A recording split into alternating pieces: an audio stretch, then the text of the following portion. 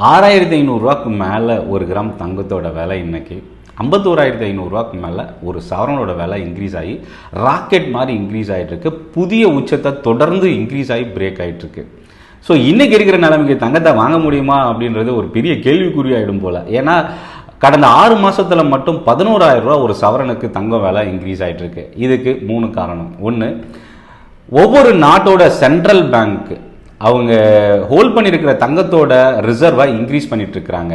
இதனாலேயே என்ன ஆயிருக்கு அப்படின்னா 2023 4899 டன் ரிசர்வ், அதாவது டிமாண்ட் வந்து அதிகமாயிருக்கு. இது வரலாறு காணாத உச்சமா பார்க்கலாம். ரெண்டாவது ரீசன் என்னன்னா, இன்ட்ரெஸ்ட் ரேட்டு கடந்த 2 வருஷம் கோவிடுக்கு அப்புறம் தொடர்ந்து ஒவ்வொரு நாடும் இன்க்ரீஸ் பண்ணிட்டு இருந்தாங்க. இப்போ இந்த வருஷத்துல இருந்து அது குறையறதுக்கான வாய்ப்பு இருக்குன்ற ஒரு பயமும் இருக்கு. ஒன்று. ரெண்டாவது, முக்கியமா அமெரிக்கா இந்த வருஷத்துல 3 முறை இன்ட்ரெஸ்ட் ரேட்டை குறைக்க போறதா ஒரு நியூஸ் மீடியாவையும் வந்திருக்கு.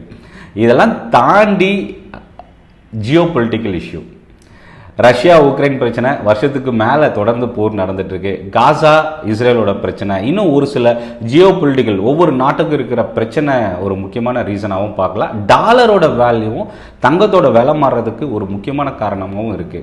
ஸோ இப்போ தங்கத்தை முதலீடு செய்யலாமா வேணாமா? 2 வகையாக முதலீடு செய்யலாம். ஒன்று, ஸ்டாக் மார்க்கெட் மூலயமா நீங்கள் டிமெட் அக்கௌண்ட் வச்சுருக்கீங்க அப்படின்னா தங்கத்தில் முதலீடு செய்யலாம். அதுக்கு எந்த செலவுமே கிடையாது. என்ன விலைக்கு வாங்குறோமோ அது விற்கும் போதும் அதே அன்னைக்கு என்ன ப்ரைஸ் இருக்கோ அதே ப்ரைஸ்க்கு விற்கலாம். இதில் செலவோ டேக்ஸோ அதிகமாக இருக்காது. ஆனால் ஃபிசிக்கலாக நம்ம போய் ஷோரூமில் ஜுவல்லரியில் நகை வாங்கும்போது அதை மறுபடியும் நம்ம பணமாக்கணும் அப்படின்னா 5-10% நம்ம செலவு பண்ணணும். ஸோ இந்த 2 வழியில் நம்ம தங்கம் இன்னைக்கு வாங்கிட்டு இருக்கோம். இதில் முக்கியமாக கவனிக்கக்கூடியது, ரெக்கார்ட் ஹையில் இருக்கும்போது பல்காக போய் தங்கத்தை வாங்குறது கொஞ்சம் ரிஸ்க் அதிகமாகவே பார்க்க முடியும். ஏன்னா விலை குறைஞ்சது அப்படின்னா நமக்கு லாஸ் வரும். அப்போது தங்கத்தில் எப்படி முதலீடு செய்யலாம்? எஸ்ஐபின்ற ஒரு கான்செப்ட் இருக்கு. மியூச்சுவல் ஃபண்ட் எப்படி நம்ம மாதம் முதலீடு செய்கிறோமோ அதே போல் நீங்கள் ஜுவல்லரியில் போயிட்டு சீட்டு போட்டு மாதம் தங்கத்தோட விலை அன்னைக்கு என்ன இருக்கோ அதில் நீங்கள் முதலீடு செய்யலாம். ஸ்டாக் மார்க்கெட்டில் ஒவ்வொரு மாதமும் நீங்கள் தங்கத்தில் இன்வெஸ்ட் பண்ணலாம். ஸோ இந்த செஷன் யூஸ்ஃபுல்லாக இருக்குன்னு நினைக்கிறேன். நன்றி, வணக்கம்.